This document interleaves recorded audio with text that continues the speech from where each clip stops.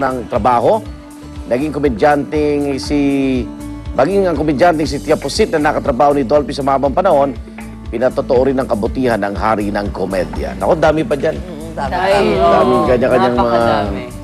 Pero kwentuhan ni Tita Nova, di ba? Kasi nakita natin palatawag ganyan. May time pala talaga na nagagalit din si Dolphy, pero hindi niya pinapaya yung mga tao na pag alam niyang, kunyari, binigyan ka tulog, binigyan mo ng pera, hindi ginamit. Doon sa Yung pera, kunyari, pinasugalo, ibang bisyo, ganyan. Pabulong daw ang pagalitan ni Dolphy. Ikaw naman, ganyan. Hindi niya inaano sa ibang Kaya narinig naman ni Tita Nova kasi naririnig niya rin dahil sa taping Sa taping, di ba? Doon sinasamantala si Dolphy sa taping. Nagpupuntahan yung maraming gusto humingi ng tulong. Samantala sa kabila naman po ng kasikatan ni Comedy King Dolphy, hindi pa rin ito nalilimutan ng kanyang pinanggalingan. At sa katunayan, ipinagmamalaki niya na naging estudyante siya ng Isabelo de los Reyes Elementary School sa Tondo, Maynila. Kaya naman ang mga mag-aaral at guro ngayon doon, proud na minsan naging bahagi ng kanilang eskwelahan ang Comedy King. Sa natitirang lumang record na paaralan, may 17 nailistang prominenteng graduate mula 1939 hanggang 1941. Mga taong pwedeng graduate si Dolphy sa elementary. At sa listahang ito, may mga naging judge, engineer, abogado at CPA, pero wala po ang hari ng komedya. Kaya't di po nila matiyak kung nakapagtapos nga roon si Dolphy. Pero parang naikwento daw niya naikwento niya a few years ago na doon siya nag-aaral. Hindi, kung kailan nakatapos siya kasi nag-Torres siya high school siya.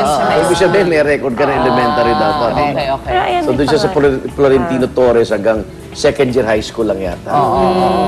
Dahil maaga na siyang nagtrabaho na siya. Naging OFW na siya 16 years old, ano? 17. Nung siya ay... Nagtinda na siya ng mga mais nagtrabaho na. doon sa, yung renovate na Grand Opera Grand House. Sa ibang balita naman ito good news sa mga kapuso natin may mga negosyong karinderya o restaurant at maging sa mga misis ng tahanan. Nagpatupad po ng bawas presyo sa liquefied petroleum gas ang LPG Marketers Association. Pasado hating gabi kanina, piso kada kilo o 11 piso kada 11 kilogram na tangke ang bawas presyo.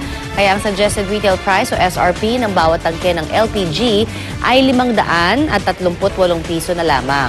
Ang rollback ay bunsod po ng patuloy na pagbaba ng presyo ng LPG sa pandaigdigang merkado. At kay Dolphy rin yata. Ano ba? Parang lahat I-connecta na lang natin. Lahat kabutihang ngayon.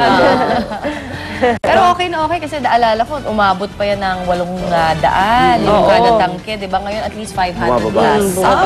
At least malapit-lapit na sa dating presyo. Sa ibang balita, 3 hinihinalang kaso ng hand, foot, and mouth disease ang tinututukan ng Department of Health. Inaalam ng ahensya kung dulot ang mga ito ng Enterovirus 71 na ikinasawi na ng maraming bata sa Cambodia. Tumanggi detalye ni DOH Assistant Secretary Dr. Eric Tayag ang pagkakakilala ng mga pasyente. Ibang uri ng virus daw ang kadalasang nagdudulot ng HFMD pero maaari rin daw itong idulot ng EV71. Karaniwang sintomas daw ng HFMD ang mataas na lagnat, mga sugat sa bibig at rashes at palto sa kamay, paa at puwitan. Karaniwan itong nakukuha ng mga bata edad 10 pababa. Nakamamatay raw at mas matindi at mas tumitindi ang komplikasyon ng sakit na ito kapag ito ay dulot ng EV71. Sa Pilipinas, may mga kaso na raw ng EV71 infection pero wala pang namamatay dahil dito. Yung infection namamatay sa atin pag umasok ng katawan. Parang na-immune na. Iba raw kasi weather talaga sa Pilipinas Kaya di mapasukan ng ibang virus na yan. Wag na sana. Posible raw makasuhan naman. Ito, matindi ito. Si Davao Vice Mayor Rodrigo Duterte. Alam niyo ang ginawa niya? Sakaling pumapatunayan pinakain niya po yung papel. Actually, yung titulo, yung binibenta niya, yung racket nitong lalaking to. Kapal-kapal yun. Suspect sa paggagancho yan Pero napanood po na Commission on Human Rights Chair Eta Rosales yung video at sinasabing paglabag sa karapatang pantao ang maaaring isampa sa vice-alkalde. Nung Lunes ng gabi po, nagkaharap sa Talomo Police Station sina Vice Mayor Duterte at Manolito Gavas. Ayun, hawak yung mga peking titulo. Naniningilisan ng lupa na hindi naman pala kanya. Nauna na tinanggi ng Vice Mayor yung mga ulat na yung papel, yung titulo, pinakain niya kay Gabas. At sabi niya, chewing gum daw yung binigay niya rito kasi bad breath. Yung suspect naman, wala pa ring desisyon kung magreklamo kay Duterte. At di rin niya sinabi kung yung pinakain niya sa kanya ay papel o chewing gum. Ang laking chewing gum mo. Handa rin daw ang Department of Interior and Local Government na silipin ang insidente kung may formal na magsasampa ng reklamo rito. Wala. Duwag ang DILG sa mga Duterte. Kaya Mayor Sara lang eh. Ayun nangyari. Kitang-kita mo na sa video. Ang sabi pa rin ni Secretary Robredo, hindi, pag may nagsampang reklamo. Yung Sherry, magsasampa pa ng reklamo yun. Nilipat talaga siya dito sa Maynila. Pero yata itong uli, humingi na siya ng supposedly pwede. paumanhin. Humingi siya ng Pwede paumanhin. bang diretso na DILG na kasuhan? Oo, Diretso may- pwede. Lahat ng Pwede. departamento may Yun naman pala tinatawag na eh. ang kusang palo. Lahat. Kung sa tingin mo kasi di ba ang kapangyarihan hindi naman yan binibigay sa iyo eh. Pag inabuso mo, lagi ang estado may karapatang ipagtanggol ang mga mamamayan. Especially kung local executive scandal ka ng DILG, meron kang pwede kanila i-sanction talaga at kasuhan. Wala kasing video. Administrative man lang. Putol ba yung video? Sana mayroong inaabot ba yung titulo? Walang ganon? Wala. Yun din. Ng isang Subunan niya no? subunan Ang niya. laki no? May ibang version ng Siguro babong. yun din mahirap Baka din sa babong daw. DILG yun. Kung sakasakali. Kasi wala talaga Kasi yung pinasubo. Putol eh. putol yung video. Ikat niyo Video muna. naman natin sa part 2 na eh, no? Pagkatapos ng actual acte. Hindi naman makareklamo yung Siyempre. ng biktima rin siya di ba? Oo eh. Samantala sa mga video na ibinigay naman sa GMA News ng pamilya Licop, makikita raw ang umano'y ginawang panghaharas ng kampo na aktres na si Amalia Fuentes nitong unang linggo ng Hulyo. Sa video mula sa pamilya Licop noong July 3 ay makikitang nasa loob ng inuupahan nilang bahay si Amalia at kanyang anak na si Gerard, kung saan daw sila nagkasagutan. Madaling araw naman daw noong July 4, lumusob daw si Gerard, nagsisigaw at kinalampag ang kanilang gate at nauwi sa pagbabasag ng paso sa labas ng bahay ng tenant. Pagdating naman ng hapon, bumalik daw si Gerard na may dalang aso at asul na payong habang nasa 3 sasakyan raw ang iba pang kasama ng kampo ng mga Fuentes, kabilang na si Amalia.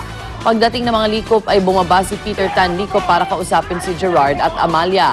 Pero maya-maya lang lumapit si Gerard sa direksyon ni Rosemary, kasunod na ang may init na pagtatalo. Ilang saglit pa makikita ang pagbaba ni Amalia sa pulang sasakyan, pagdampot sa kulay asul na payong at pagsali sa pagtatalo ni na Gerard at Peter. Dito na nauwi sa sakitan at paghampas daw ni Amalia ng payong kay Peter. Naraffle na raw kay Prosecutor Michael Katakis ang mga reklamong frustrated homicide, grave threat, slander at grave oral defamation na isinampa ni Rosemary Licop laban sa mag-iing ng Fuentes. Kapwa naman naniniwala ang abogado ng magkatunggaling kampo na nasa panig nila ang katotohanan. So ano tong video na to? Galing CCTV ba ito? Oo, may CCTV. Galing sa yun. pamilya. Diba yung hinahamon nga nila Amalia na ilabas. nakita yung CCTV. Pero dito, nasa naman yung pananakit nila kay Amalia. Putol din. putol din. Yun ang sinasabi ng abogado. Oo. Parang yung video pinadala dito, Splice na. para lang sa kanila. Siyempre, pabor-paboran ko alam sino kanino Siyempre, galing yung judge yun video. naman asan yung kumpletong ano yan. Dapat buo. Balikan po muna natin sina Rhea sa The Heritage Park. At makakasama niya doon ang isa sa mga anak ni Dolphy na si Ronnie Quezon. Rhea. Alright, yes, Igan. Kasama ko nga si Ronnie Quezon at kakamustahin lang natin yung kanilang pamilya.